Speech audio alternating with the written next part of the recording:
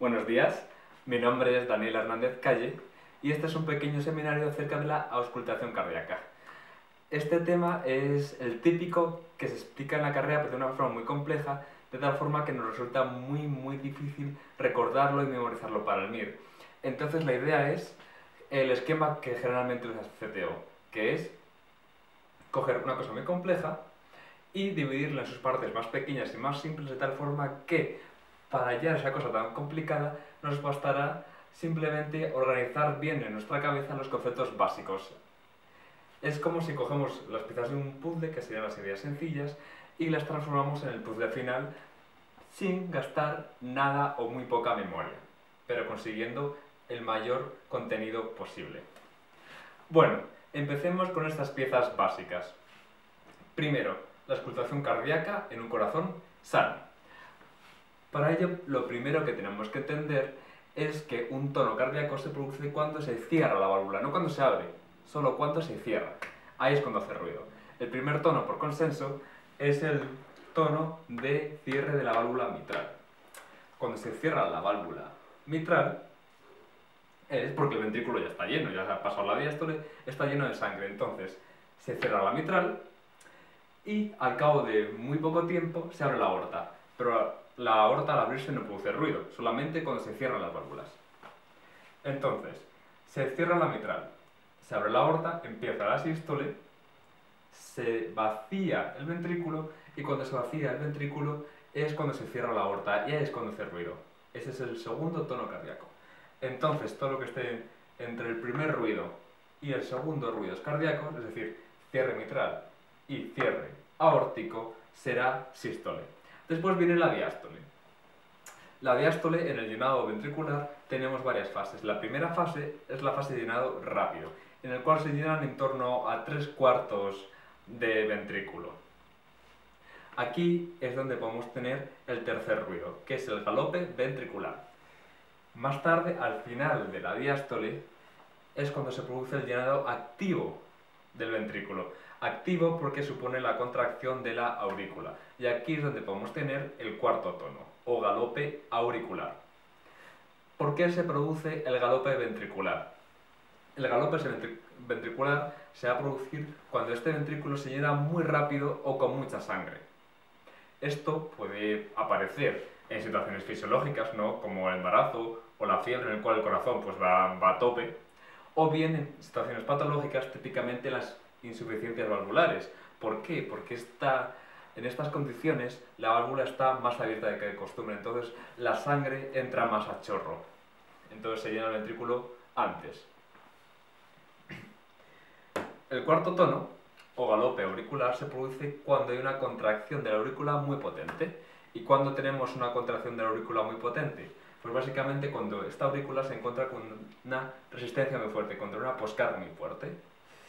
El ejemplo que más se suele usar es la estenosis. Cuando se produce una estenosis de una válvula, típicamente pues la mitral, la aurícula tiene que hacer mucha fuerza para contraerse y eso produce un ruido que llamamos cuarto ruido o bien galope auricular.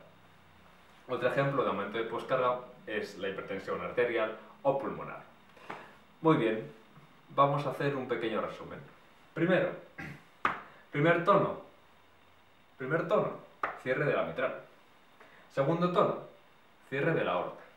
Tercer tono, galope ventricular por llenado muy rápido del ventrículo en condiciones fisiológicas, fiebre, embarazo, o patológicas, insuficiencia valvular. También se puede producir en la insuficiencia cardíaca congestiva. ¿Por qué? Porque en esta condición hay un remodelado miocárdico excéntrico que va a hacer que esta válvula se abra un poquito más, por lo tanto la sangre entra mucho más rápido. Además, aquí el ventrículo también está un poco rígido y eso hace que suene un poco más, pero bueno. Y después tenemos cuarto tono, que es el galope auricular, en el cual la aurícula se contrae con mucha fuerza y suena. Por supuesto, si tenemos una FEA no vamos a tener cuarto ruido. Entonces, recapitulando. Estenosis, cuarto ruido. Insuficiencia valvular, tercer ruido. Después, en las estenosis, cuando se cierra esta válvula estenosada, producen mucho más ruido que normalmente. Así pues, en la estenosis mitral, el primer tono, que es el cierre de la mitral, será más fuerte que de normal. En cambio, en la insuficiencia, este tono va a estar reducido. Por lo tanto, en la insuficiencia mitral habrá una disminución de la fuerza, ¿no?, del primer tono. Ahora añadimos tercer y cuarto ruidos. Como es una estenosis, añadiremos el cuarto ruido. Esta aurícula se contrae contra una válvula estenosada. Y, como es una insuficiencia mitral, añadiremos tercer ruido. Ya está. Estenosis aórtica. Segundo ruido, cierre aórtico más fuerte. Y aparte, cuarto tono. Insuficiencia aórtica. Segundo ruido más bajito. Y tercer tono. Ya tenemos... Muy bien. Ya tenemos el 50% de la auscultación. Vamos a ver ahora cuándo se produce el soplo en sístole o en diástole.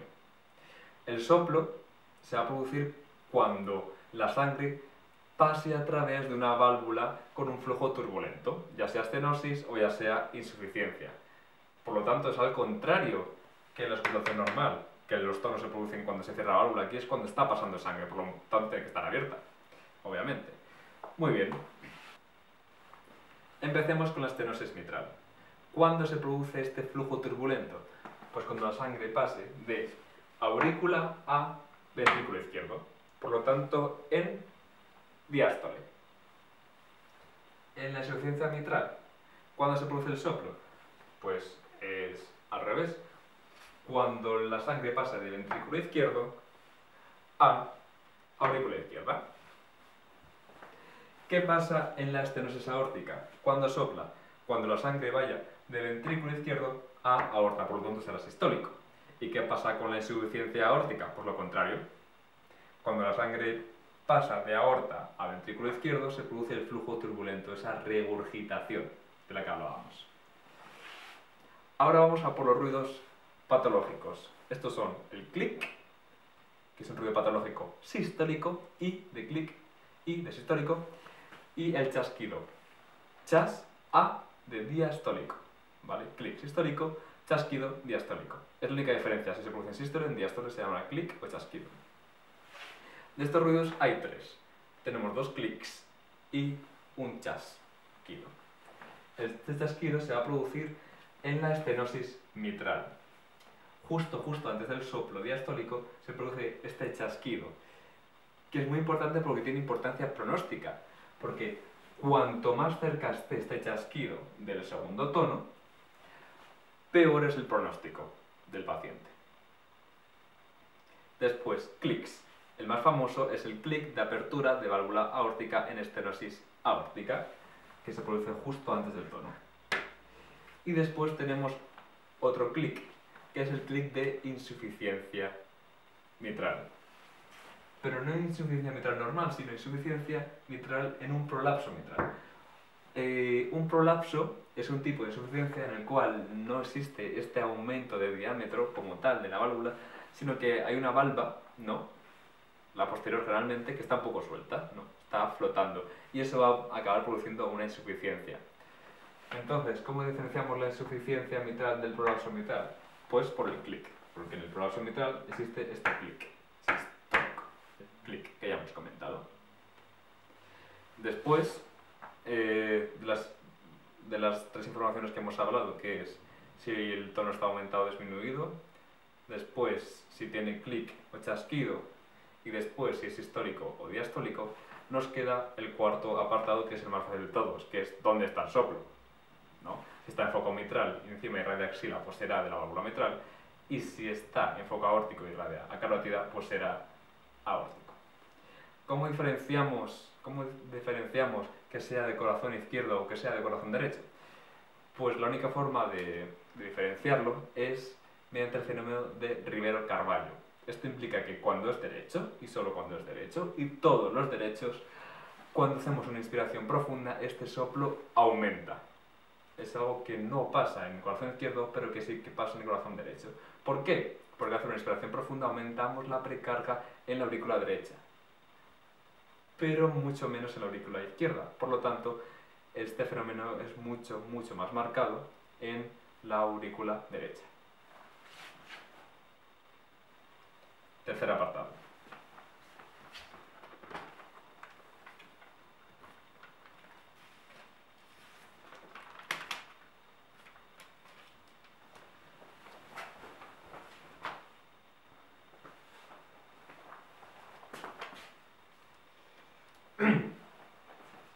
Ahora queda quizás lo que es más lioso para todos, por lo menos para mí fue, que es saber si aumenta o disminuye el soplo en intensidad, ¿no? En cómo de fuerte lo escuchamos, según se aumenta o disminuye la precarga y la postcarga.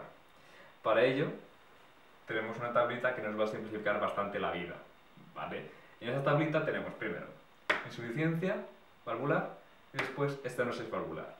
Y después aumento de precarga y aumento de postcarga. ¿Qué pasa con los soplos, tanto en estenosis como en insuficiencia, cuando aumenta la precarga? Pensémoslo. Si aumenta la precarga, aumenta la cantidad de sangre que está pasando a través de esa válvula. Por lo tanto, ya sea estenosis o ya sea insuficiencia, va a aumentar el soplo simplemente porque hay más sangre refluyendo, más sangre a partir de la estenosis, y por lo tanto va a haber más sangre con este flujo turbulento que va a producir el soplo. ¿Y qué pasa si aumenta la poscarga? Pues esto ya hay que razonar un poco más. Si aumenta la poscarga en una insuficiencia, vamos a poner de ejemplo la aórtica, ¿no? Que es siempre la más visual. Pongamos, aumenta la poscarga en la aorta, pero esta válvula aórtica no cierra bien en diástole. Por lo tanto, si está abierta y hay más presión en la aorta, porque hay más poscarga, el gradiente de presión es mayor y por lo tanto pasa más cantidad de sangre regurgitando y por lo tanto el soplo es mayor. Por lo tanto, en una insuficiencia, si aumenta la poscarga, aumenta el soplo. Y esto es contrario en la estenosis. Pongamos otra vez la aórtica. En la estenosis aórtica, el corazón izquierdo, el ventrículo izquierdo, se está contrayendo con mucha fuerza para intentar compensar el aumento de resistencia de la válvula aórtica. Por lo tanto, aquí la presión es muy alta en comparación con lo que hay en la aorta. Como el gradiente de presión es muy alto, se produce el soplo. ¿Qué pasa si se igualan las presiones porque aquí aumenta la poscarga y aquí aumenta la presión? Porque el gradiente es menor y por lo tanto el soplo es menor. Es tan sencillo como eso. Muy bien. Ahora tenemos dos patologías que no siguen estas reglas, ¿no? Una ya lo hemos comentado antes, es el prolapso mitral, que va un poco a su bola, y después la más importante de todas, que es la miocardiopatía hipertrófica. ¿En qué sentido nos siguen las normas? Pues que hemos dicho que todas las valvulopatías, su soplo aumentaba cuando aumentaba la precarga, pues aquí es al revés. Si aumenta la precarga, disminuye el soplo. ¿Y cómo nos van a contar esto? Pues nos van a contar como el caso tipiquísimo de hipertrofia ventricular, que es un paciente en el cual hace una maniobra que disminuye la precarga, por ejemplo, un valsalva o bipedestación, y el soplo, en vez de disminuir, aumenta. Esto nos llama mucho la atención y vamos a saber qué es una de estas dos cosas. Típicamente va a ser, lo que le han preguntado normalmente es con la miocardiopatía hipertrófica. De hecho, hace 2 años pusieron una pregunta con imagen, un miocardio, bastante difícil de interpretar, pero sabiendo este dato ya sabíamos el diagnóstico. Y ya está. Muchas gracias por vuestra atención.